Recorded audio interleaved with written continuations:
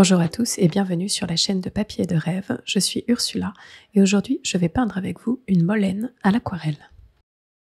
Alors j'ai fait une grande pause cet été, j'ai eu beaucoup de travail au mois d'août et donc je n'ai pas pu faire de vidéo.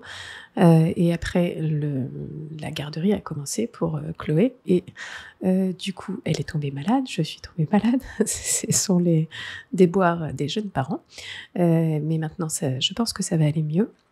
Et on va pouvoir entamer de nouveau une publication régulière de vidéos, je l'espère en tout cas. Et comme vous pouvez l'entendre, je suis encore aussi un peu malade, mais c'est pas grave, on va y aller quand même. Alors pour revenir à cette Molène, c'est une grande plante qui pousse tout en hauteur avec des fleurs blanches sur un fond donc très foncé. Vous allez voir mon image de référence tout à l'heure. Et donc je commence par peindre autour de mes fleurs pour bien les placer en fait dans mon image et savoir où elles sont pour pouvoir les réserver. Et vous voyez que j'utilise très libéralement un pchit d'eau. C'est un pchit façon brumisateur, très très fin. Ça permet vraiment de diffuser l'eau au maximum et du coup aussi les pigments. Et je fais ça pour une bonne raison, c'est que je veux que cette aquarelle soit un peu comme un rêve, quelque chose de très flou, de très poétique. Je veux vraiment beaucoup de douceur dans cette aquarelle. Et du coup, pour obtenir de la douceur à l'aquarelle, c'est beaucoup de fusion, beaucoup d'eau, beaucoup de flou. Alors pour la couleur que j'utilise, c'est principalement de la laque jaune avec de la sodalite véritable. Mais vous voyez qu'au début, je n'ai pris que de la laque jaune sur mon pinceau et j'ai utilisé un peu ce qui restait dans ma palette pour créer ce vert. Ça me permet de ne pas trop gâcher en fait les pigments qui sont là dans ma palette. Je n'aime pas du tout la nettoyer, mais par contre de temps en temps, on fait une sorte de grand ménage en utilisant un petit peu tout ce qui reste de couleurs dans les espaces de mélange. Et c'est donc ce que j'ai fait au début. Et après, j'ai rajouté cette sodalite véritable pour donner un peu plus de puissance à mon vert. Et j'utilise la sodalite véritable aussi parce que c'est une couleur qui va granuler, qui va amener de la texture et qui donc va rendre un peu toutes ces zones floues encore plus intéressantes parce qu'il va se passer quelque chose à l'intérieur. Et c'est pour ça aussi que je rajoute le rouge oxyde transparent pour créer une sorte de gris en fait en le mélangeant avec la sodalite véritable parce que c'est aussi une couleur qui granule énormément et qui va donc apporter quelque chose. Donc vous voyez ici mon image de référence avec cette très jolie Molène qui est très fleurie et c'est donc ce que je vais essayer d'apporter sur mon papier, mais avec beaucoup plus de flou, beaucoup de poésie en fait, et je veux vraiment obtenir cet aspect comme un rêve, comme un songe sur mon papier. Alors pour obtenir du flou, quelque part c'est facile, il suffit de rajouter de l'eau, il suffit de travailler sur un papier mouillé et ça va forcément être flou, mais la petite difficulté en quelque sorte c'est de savoir diriger la couleur.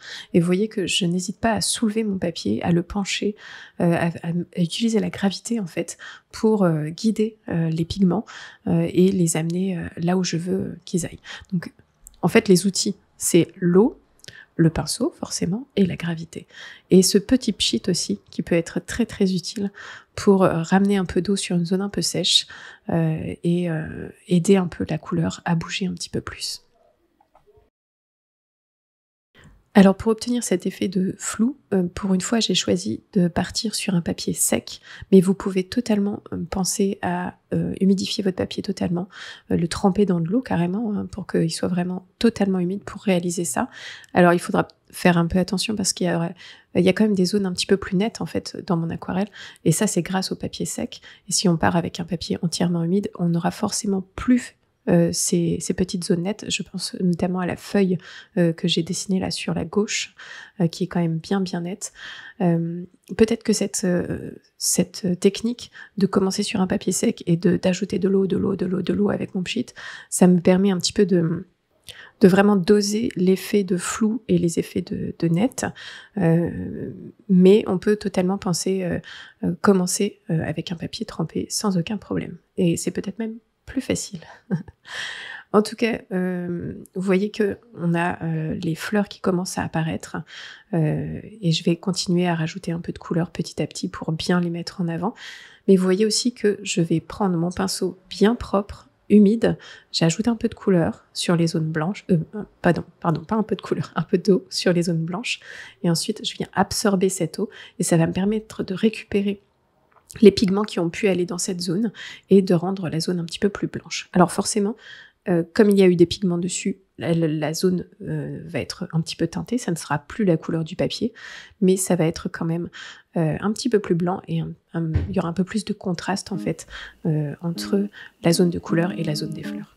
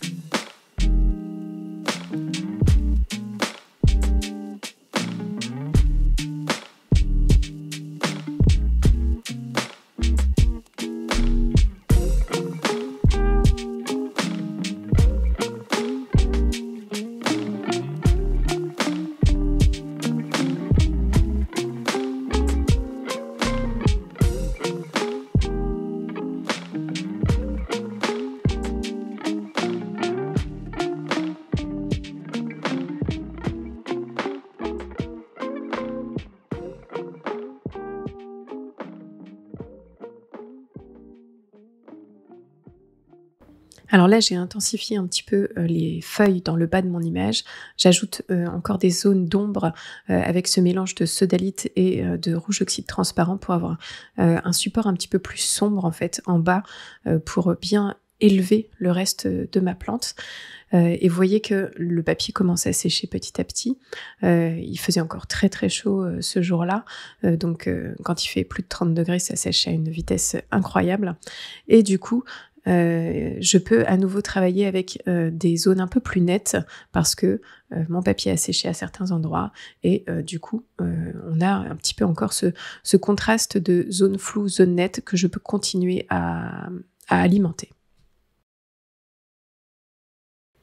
Alors les mollènes ont la particularité d'avoir le cœur de la fleur dans un ton de rose assez foncé et je vais essayer de rendre un peu cette idée, mais vous voyez que mon papier est très très humide et du coup mon rose va s'étaler un petit peu trop peut-être, mais c'est pas grave, je pense que ça donne toujours cette idée de songe, de rêve, et ça donne beaucoup de douceur en fait, donc ça ne me dérange pas plus que ça, mais c'est peut-être quelque chose à prendre en compte si vous, ça vous dérange.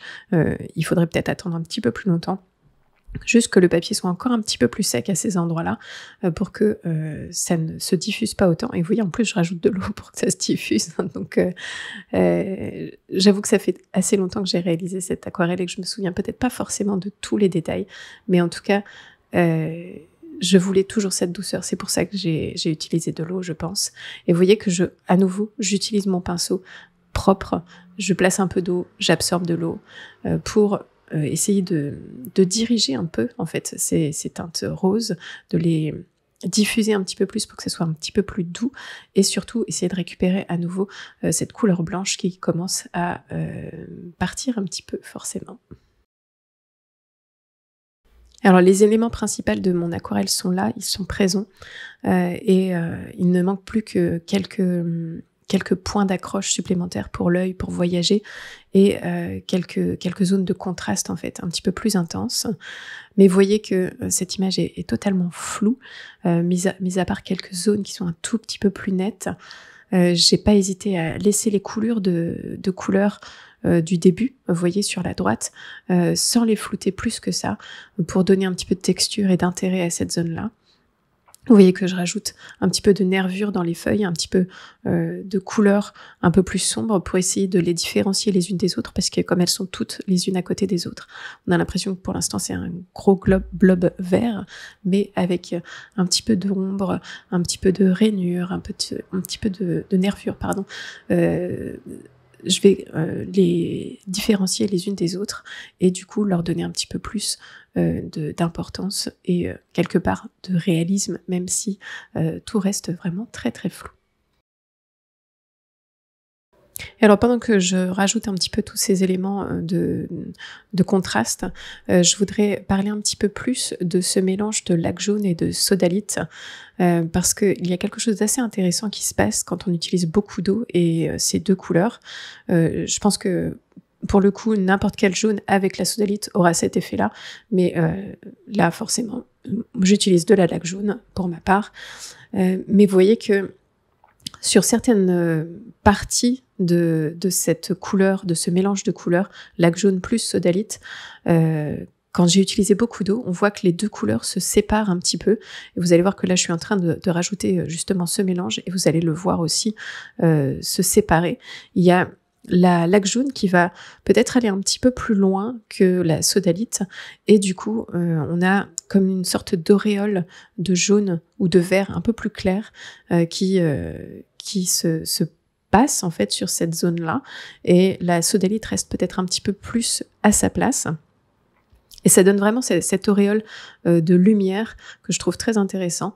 Et peut-être que c'est pas quelque chose qu'on peut voir forcément très bien sur la vidéo, mais en tout cas, quand on a l'aquarelle devant les yeux, c'est vraiment quelque chose qui ressort beaucoup et que je trouve qui est très très très intéressant. Et c'est vraiment quelque chose de spécifique, je pense, à la sodalite. Alors forcément, comme je n'utilise que la lac jaune quasiment comme jaune, je ne peux pas vérifier si ça fonctionne avec une autre couleur, mais en tout cas, ce mélange-là fonctionne très très bien pour moi et je trouve que ça rend les choses très intéressantes sur cette aquarelle.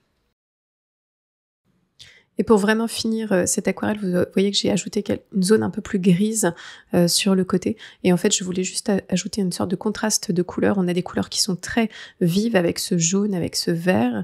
Et je voulais quelque chose qui soit un petit peu plus neutre, avec un peu de gris. C'est ce que j'ai réalisé en dessous des feuilles, bien sûr, mais aussi un peu sur ce côté-là. Et comme ça donne un ton neutre où l'œil peut se reposer un peu avant de voyager dans le reste de l'aquarelle. Et cette vidéo est à présent terminée, merci de l'avoir regardée jusqu'au bout et j'espère qu'elle vous a plu. N'hésitez pas à aller jeter un coup d'œil sur le blog pour plus d'informations sur cette image et bien sûr dites-moi ce que vous en pensez dans les commentaires. À bientôt.